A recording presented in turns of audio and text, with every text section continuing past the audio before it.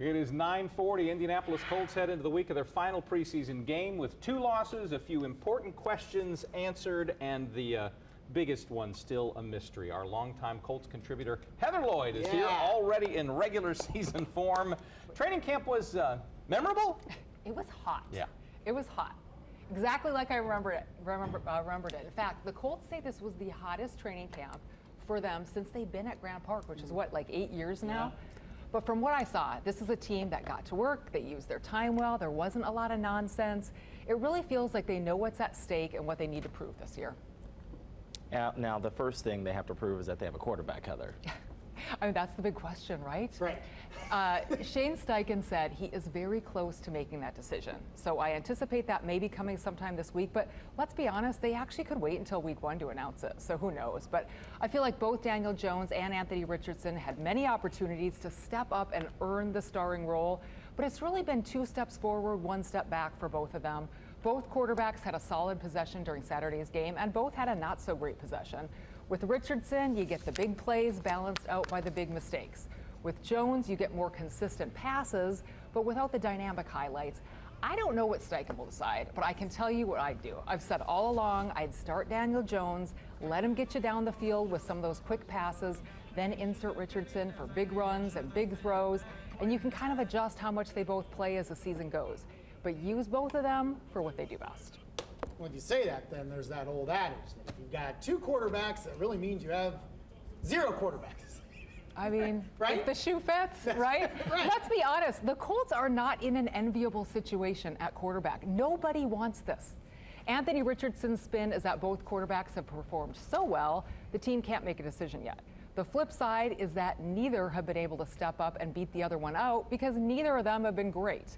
I listen to a lot of national sports talk, and I keep hearing these hosts compare Jones and Richardson to food, and particularly breakfast food, which is incredibly fitting for this show. Right. Daniel Jones is oatmeal. It's fine. It does the job. It fills you up. It gives you the energy you need to get through the day. It's not exciting, but it's consistent, and you know what to expect from it.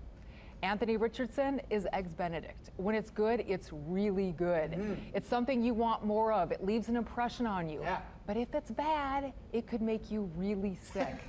And then you're left saying, dang, I should have just had the oatmeal. I mean, can I get some avocado toast here? Like, Nice. is that too much to ask? You want to keep up the breakfast analogies for defense? Well, we're on a roll, right? Yes. Why not? Or a bun or a cinnamon toast. I mean, here you got the Colts defense now. They've got a brand new coordinator and a brand new look.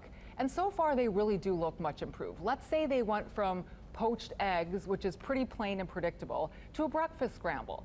Now you've got cheese and hash browns, and you're not really sure what else they threw in there, but you know you like it. So Lou Anarumo runs an aggressive, creative defense. It's heavy on defensive backs, light on linebackers, and so far it's a lot more interesting and exciting to watch. With Bynum and Ward in the backfield now, you've got that veteran presence again that they lacked last season.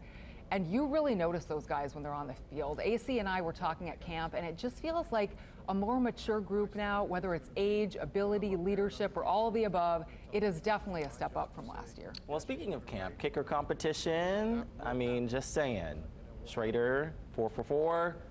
The job is his, right? There was a brief and much talked about kicker competition when training camp started, but now I think it's done. The Colts can kick 50-yard field goals again. Yay! I mean, that was something that we really complained a lot about last year. So yeah, in my mind, it's over.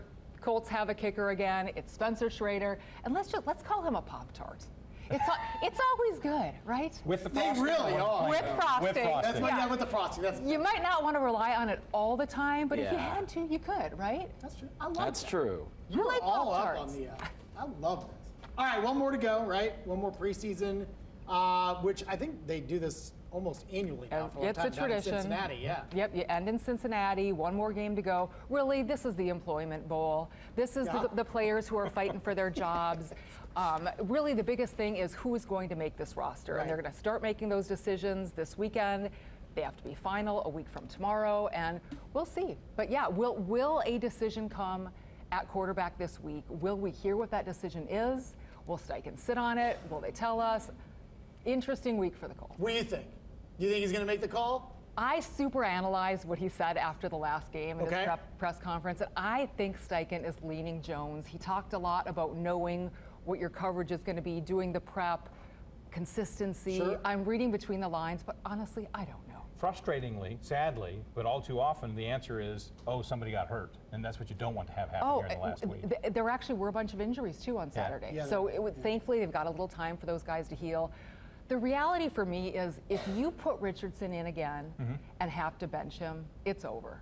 And it might even be over for the whole regime. Yeah. So is the safer bet you start with Jones and then see how that goes? If you're going to go oatmeal, though, you got to put in what we decide, the brown Right, yeah, sugar, You got to put some milk in there. cranberries.